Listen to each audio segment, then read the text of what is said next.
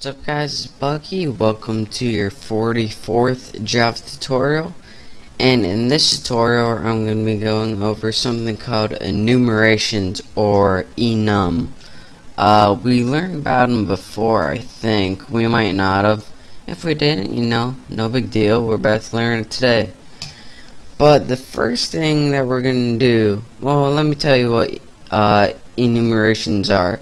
They're pretty much kind of like classes, but you're going to use them to declare constants, at least in this tutorial we are. So let's go ahead, and anytime you want to do this, instead of public class tuna, you put public enum, E-N-U-M, and now you can use this in a specific way. So like I said, the first thing we're going to want to do is declare a bunch of constants of the enum type. So let's go ahead and make some constants, or these are pretty much going to be like variables that never change. So I'm going to make like 3 names, Bucky, and these are in essence objects. So let me give these a few parameters and then you'll see why later on. Bucky, let's give the first parameter a description word of the object, and I'm gonna put nice, since I'm doing this tutorial, might as well say something good about myself. And then let's just go ahead and put a string about like how old they are or something. I'll make it interesting for the other 2 ones. Now, let's think of a next person. Let's think of, we'll do constants of my first girlfriends. So, my first one was Kelsey, and she was a cutie. It was 5th grade, she was pretty cute. And, let's see, when I went out with her, I was 10 years old. And now I'll put a comma because we're not done with our entire enumeration list. And then the next girl I went out with was, well, it wasn't really a girlfriend, but we had a thing. It was Julia. She was a big mistake, and I was 12 years old when I went out with her. So now we're done. We got 3 constants. Let's go ahead and end this statement with a semicolon. Now, what we're going to do, since we just made objects, and again, each constant is an object, and it's going to have its own set of variables in this entire enumeration. So let's go ahead and give it 2 variables that we're going to use later. Private final, since we don't want them to change. String, since that's what we just made, since we're in quotation marks. And we'll put DSC for description. And we'll copy this entire thing. Copy, paste, and we have description right here, and what's a good name for this? Year or something. Year. So now we have 3 objects, which are actually enumerations, we'll call them, or constants, and they each have a set of their own variables, 1 for description, 1 for year. So now what can we do? What do we usually want to do when we create these? Well, the first thing that we're going to want to do is create an enumeration constructor. So let's go ahead and do that by, of course, typing the name of your class, and then you probably want to put your 2 variables in. Put string, description, and make sure, since this is, we're going to use this, make sure this is different than this, and you should know why. And then just put string, and let's put birthday or something.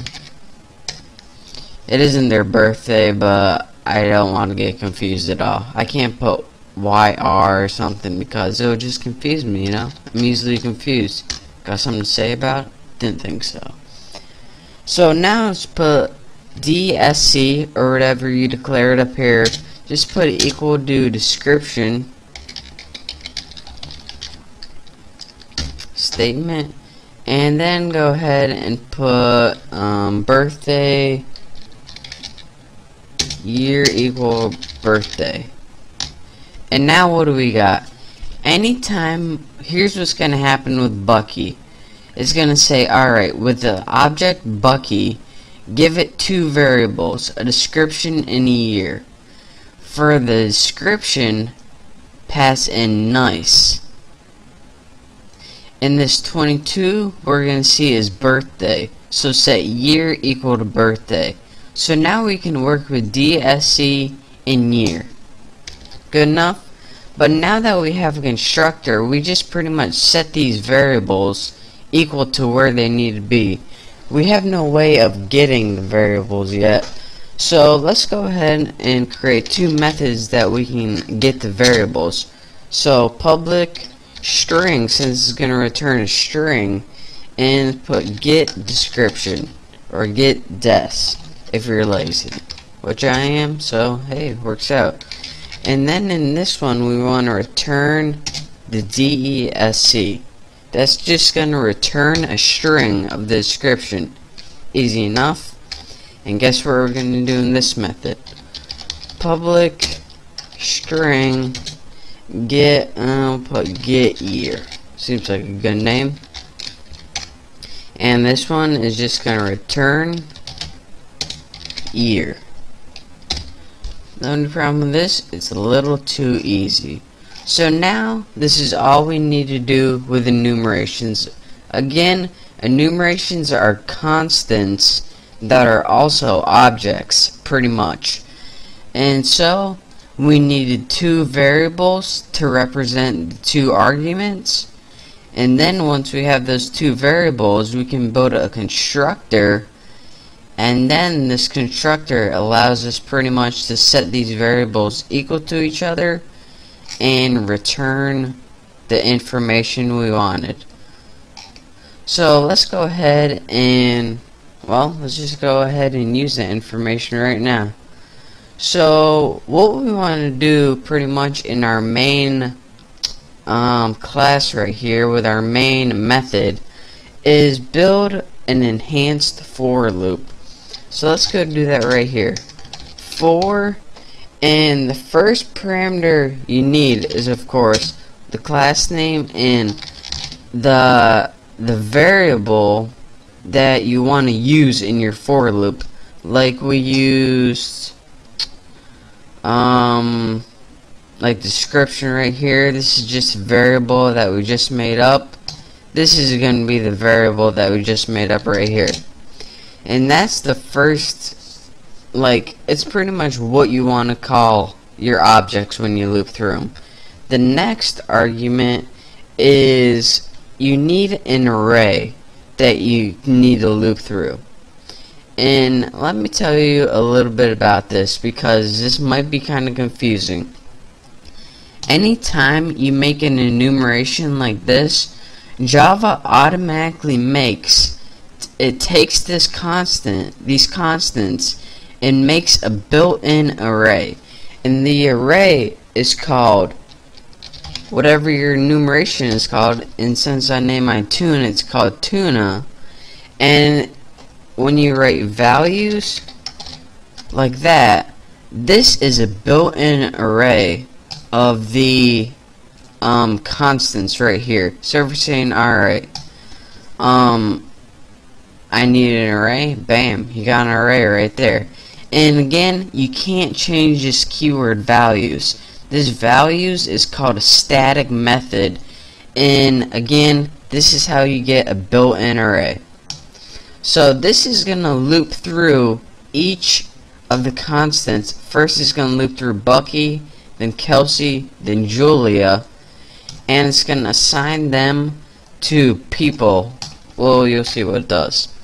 So now we just need to make a print statement. So let's go ahead and put system. And why do we need to make a print statement? So we can actually see what's going on.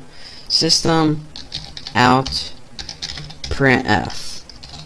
And let's just go ahead and make our two arguments. The format is going to be %s, and let's put a tab, add some spacing, %s, add a tab, %s, and a new line. So it's going to write our name, our description, our age, and then it's going to go to the next person. So now we need our arguments. The first thing we want is people, because that's what the object is pretty much. So in the first one, it is just going to loop through our name, which is this, Bucky. In our next argument, what we need is to take that people object and use the method get, wait, what did I name that method? People.get description. And what that is going to do is it's going to return a let me find my screen recorder, see how much time I'm at. I got 1:30. What it's going to do is return a string of our description, and this last one, people.get year. And what this is going to do is, first of all, I need to get, it messed it up for me. People.get year. And what this is going to do is return a string of the year. So let's go ahead and make sure I have a semicolon at the end of that. And 1 second. And make sure I have this. And let's go ahead and run it. So run this. Okay. And look at my results. I got the object, the description, and the year. Object, description, year. Object, description, year. So what it did, again, see if I can get it, was it looped through the entire array of people, and for the first argument it gave us the object name, the description name, and the year, whatever year I assigned to them. So in the next tutorial we're going to be going over this more, but thank you for watching. Don't forget to subscribe, and I will see you next tutorial.